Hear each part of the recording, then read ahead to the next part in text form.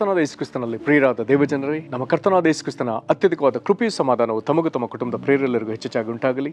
ಹೃದಯಂಗಮ ಮಾತೆನ್ನುವ ಈ ಮುಂಜಾನೆ ವಾಕ್ಯದಾನದ ಸರಣಿಯಲ್ಲಿ ನಾವು ಈ ತಿಂಗಳು ಧ್ಯಾನಿಸ್ತಿರುವಂಥದ್ದು ಬಾಯಿಯ ಮಾತೆಂಬ ವಿಷಯ. ಈ ದಿನ ನಾವು ಧ್ಯಾನಿಸುವಂಥ ದೇವರ ವಾಕ್ಯ ಜ್ಞಾನೋಕ್ತಿ 17, 27, 28ನೇ ವಚನ. ಜ್ಞಾನೋಕ್ತಿ 17ನೇ ಅಧ್ಯಾಯ 27, 28ನೇ ವಚನಗಳು. ಹಿಡಿದು ಮಾತಾಡುವವನು ಜ್ಞಾನಿ, ಶಾಂತಾತ್ಮನು ವಿವೇಕಿ, ಮೂಢನು ಕೂಡ ಸುಮ್ಮನಿದ್ದರೆ ಜ್ಞಾನಿ ಅಂತಲೂ, ತುಟಿಗಳನ್ನು ಬಿಗಿ ಹಿಡಿದರೆ ವಿವೇಕಿ ಅಂತಲೂ ಅನಿಸಿಕೊಳ್ಳುವನು. ಈ ವಾಕ್ಯಗಳನ್ನು ಗ್ರಹಿಸೋದಕ್ಕೆ ನಾವು ಶಕ್ತರಾಗುವಂಥ ದೇವರು ತಾನೇ ತನ್ನ ಆತ್ಮನ ಮೂಲಕ ನಮ್ಮನ್ನು ವಿಶೇಷವಾಗಿ ತನ್ನ ಗ್ರಹಿಕೆಯಲ್ಲಿ ನಡೆಸಲಿ.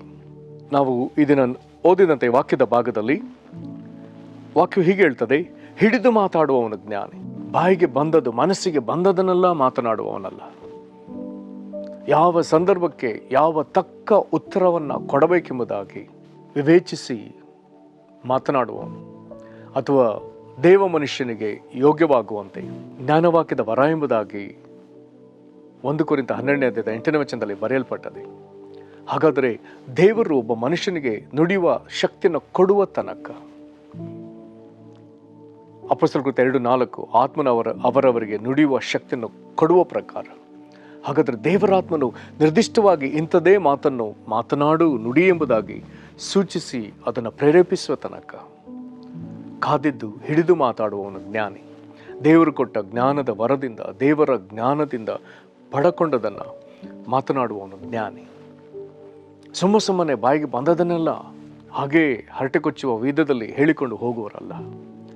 ಇದನ್ನು ವಾಕ್ಯ ಒಪ್ಪಲಿಲ್ಲ.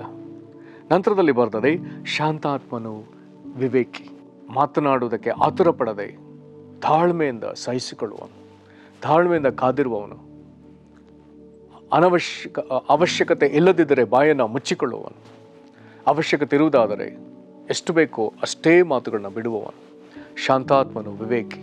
ಕರ್ತನ ಪ್ರೀತಿಗಳ ದೈವಜನರೇ, ಹಾಗಾದರೆ ಹಿಡಿದು ಮಾತನಾಡುವವನ ಜ್ಞಾನಿ ಅಂತಲೂ, ಮತ್ತು ಒಂದು ವೇಳೆ ಅವಶ್ಯಕತೆ ಇಲ್ಲದಿರುವಾಗ ಮೌನವಾಗಿದ್ದು ತನ್ನ ಬಾಯನ್ನು ಕಾದುಕೊಳ್ಳುವವನನ್ನು ವಿವೇಕ ಎಂಬುದಾಗಿಯೂ ದೇವರ ವಾಕ್ಯ ಹೇಳ್ತಾ ಇದೆ. ನಂತರದಲ್ಲಿ 28ನೇ ವಚನಕ್ಕೆ ಬರುವಾಗ ಮೂಢನ ಕುರಿತು ಮಾತನಾಡಲಾಗಿದೆ. ಮೂಢನ ಕುರಿತಾಗಿ ಇದರಲ್ಲಿ ತಿಳಿಪಡಿಸಿರುವ ಸಂಗತಿ ಏನೆಂದರೆ, ಒಬ್ಬ ಮೂಢನು ಸುಮ್ಮನಿದ್ದರೆ ಅವನನ್ನು ಜ್ಞಾನಿ ಎಂಬುದಾಗಿ ಹೇಳ್ತಾರಂತೆ. ಎಂಥ ವಿಚಿತ್ರವಾದ ವಿಷಯ! ನಮಗೆ ಅರ್ಥವಾಗಲಿ, ನಾವು ಎಷ್ಟು ಮಾತನಾಡ್ತೇವೋ ಅಷ್ಟು ನಮ್ಮ ಬಲಹೀನತೆಗಳನ್ನ ಹೊರಗೆ ಬಿಟ್ಟುಕೊಡ್ತೇವೆ. ಹಾಗಾದ್ರೆ ಒಬ್ಬ ಮೂಢನು ಅವನು ತನ್ನ ಮೂಢತನವನ್ನು ಹೊರಗೆ ಬಿಟ್ಟುಕೊಡದೆ ಆತನು ಸುಮ್ಮನಿರುವುದಾದರೆ, ಶಾಂತನಾಗಿರುವುದಾದರೆ ಅವನನ್ನು ಜ್ಞಾನಿ ಎಂಬುದಾಗಿ ಕರೀತಾರಂತೆ. ಮತ್ತು ಅವನು ತನ್ನ ತುಟಿಗಳನ್ನ ಬಿಗಿ ಹಿಡಿಯುವುದಾದರೆ ಅವನು ವಿವೇಕ ಎಂಬುದಾಗಿ ಅನ್ನಿಸಿಕೊಳ್ತಾನಂತೆ. ಕರ್ತನಲ್ಲಿ ಪ್ರೀತಿಯುಳ್ಳ ದೈವಜನರೇ, ಹಾಗಾದರೆ ಮಾತಾಡುವುದಕ್ಕೆ ಆತುರಗೊಳ್ಳದೆ ತಾಳ್ಮೆಯನ್ನು ತೆಗೆದುಕೊಂಡು ಅವಶ್ಯವಿರುವಂಥ ಮಾತುಗಳನ್ನು ದೇವರಿಂದ ತಾಳ್ಮೆಯಿಂದ ನಾವು ಮಾತನಾಡಲಿಕ್ಕೆ ಆಗ್ತದೆ, ಅಥವಾ ದೇವರಿಂದ ಆಲೋಚನೆಯನ್ನು ಪಡೆದುಕೊಂಡು ದೇವರಾತ್ಮ ಪ್ರೇರಿತರಾಗಿ ಮಾತನಾಡಲಿಕ್ಕೂ ಆಗ್ತದೆ. ಹಾಗಾದರೆ ಈ ಕಾರ್ಯಕ್ಕೆ ನಮ್ಮನ್ನು ಬಿಟ್ಟುಕೊಡೋದು ಅವಶ್ಯ. ವ್ಯರ್ಥವಾದ ಮಾತುಗಳಿಂದ ನಾವು ನಮಗೆ ಸಮಸ್ಯೆಯನ್ನು ಬರಮಾಡಿಕೊಳ್ಳದೆ, ವ್ಯರ್ಥವಾದ ಮಾತುಗಳಿಂದ ನಮ್ಮ ಪರಿಶುದ್ಧತೆಯನ್ನು ಹಾಳು ಮಾಡಿಕೊಳ್ಳದೆ, ದೇವರು ನಮಗೆ ಒದಗಿಸುವ ಕಾಲೋಚಿತವಾದ ಮಾತು, ಸಮಯೋಚಿತವಾದ ಮಾತು, ಅವುಗಳನ್ನು ಕೇಳುಗರ ಹಿತಕ್ಕಾಗಿಯೂ ಭಕ್ತಿವೃದ್ಧಿಗಾಗಿಯೂ ತಕ್ಕ ವಿಧದಲ್ಲಿ ಮಾತನಾಡುವುದಕ್ಕಾಗಿ ಕರ್ತನು ನಮ್ಮನ್ನು ನೇಮಿಸಿರುವಲ್ಲಿ ನಾವು ಯಾವಾಗ ಬಾಯಿ ತೆರೆಯಬೇಕು, ಯಾವುದಕ್ಕೆ ಬಾಯಿ ತೆರೆಯಬಾರದು ಎಂಬುದನ್ನು ಈ ಒಂದು ವಿವೇಚನೆಯನ್ನು ಹೊಂದಿದವರಾಗಿ ಮಾತನಾಡುವುದಕ್ಕೆ ದೇವರಾತ್ಮ ನಮ್ಮನ್ನು ಬಲಪಡಿಸಲು ಇದಕ್ಕಾಗಿ ನಮ್ಮನ್ನು ಒಪ್ಪಿಸಿಕೊಡೋಣ. ಪ್ರಾರ್ಥನೆ ಮಾಡೋಣ. ಕೃಪೆಯುಳ್ಳ ತಂದೆಯೇ, ಹಿಡಿದು ಮಾತನಾಡುವವನು ಜ್ಞಾನಿ, ಶಾಂತಾತ್ಮನು ವಿವೇಕಿ ಎಂಬುದಾಗಿ ಹೇಳಿದೆಯಲ್ಲ ಕರ್ತನೇ. ಹಾಗಾದರೆ ನಿನ್ನಿಂದ ನಾವು ಜ್ಞಾನವನ್ನು ಪಡಕೊಂಡು ನಿನ್ನ ಜ್ಞಾನವಾಕ್ಯದ ವರದಿಂದ, ಪವಿತ್ರಾತ್ಮನ ಪ್ರೇರೇಪಣೆಯಿಂದ ಕರ್ತನೆ ತಕ್ಕ ವಿಧದಲ್ಲಿ ಮಾತನಾಡುವುದಕ್ಕೆ ನಿನ್ನ ಸಭೆಯಲ್ಲಿ ನಮ್ಮೊಬ್ಬೊಬ್ಬರನ್ನ ಬಲಪಡಿಸು ಸ್ವಾಮಿ.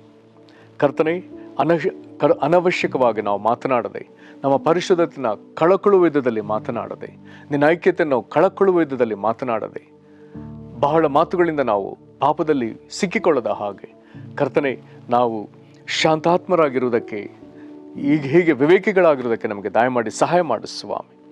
ಕರ್ತನೆ, ಮೂಢನು ಸಹ ಸುಮ್ಮನಿದ್ರೆ ಜ್ಞಾನಿ ಅಂತಲೂ, ತುಟಿಗಳನ್ನ ಬಿಗಿಹಿಡಿದರೆ ವಿವೇಕಿ ಅಂತಲೂ ಅನಿಸ್ಕೊಳ್ಳೋನೆಂಬುದಾಗಿ ಬರೆದಿದೆಯಲ್ಲ. ಈ ಕೃಪೆ ನಮ್ಮ ಮೇಲೆ ಇರಲಿ ಸ್ವಾಮಿ. ಕರ್ತನೇ, ನಿನಗೆ ಸ್ತೋತ್ರ.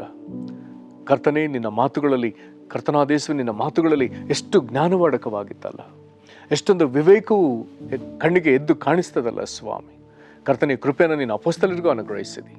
ಕರ್ತನೇ, ಈ ದಿನಗಳಲ್ಲಿ ಈ ಕ್ರಿಸ್ತನ ಸಭೆಗೆ ಈಗಿನ ಕಾಲಕ್ಕೆ ದಯಮಾಡಿ ಒದಗಿಸು. ಕ್ರಿಸ್ತನ ಸಭೆ ಅಂಗಗಳಾಗಿರುವಂಥ ನಮಗೂ ಅನುಗ್ರಹಿಸು. ಈ ಲೋಕದ ಪರಿಸ್ಥಿತಿಗಳ ನಡುವೆ, ನಾನಾ ಹೋರಾಟಗಳಲ್ಲಿರುವಂಥ ಜನರ ನಡುವೆ ಕರ್ತನೇ, ನಾವು ನಿನ್ನ ಮಾತುಗಳನ್ನು ತಕ್ಕ ವಿಧದಲ್ಲಿ ಮಾತಾಡೋದಕ್ಕೆ ನಮಗೆ ಸಹಾಯ ಮಾಡು. ಹಾಗೆ ನೀನು ಮಾಡುವಂಥ ದೇವರಾಗಿದೆ, ಅದಕ್ಕಾಗಿ ಸ್ತೋತ್ರ. ಯೇಸು ಕ್ರಿಸ್ತನ ಹೆಸರಲ್ಲಿ ಬೇಡಿದ್ದೇವೆ ನಮ್ಮ ತಂದೆಯೇ, ಆಮೇನ್. ಕರ್ತನು ನಿಮ್ಮನ್ನು ಆಶೀರ್ವದಿಸಲಿ. ವಂದನೆಗಳು.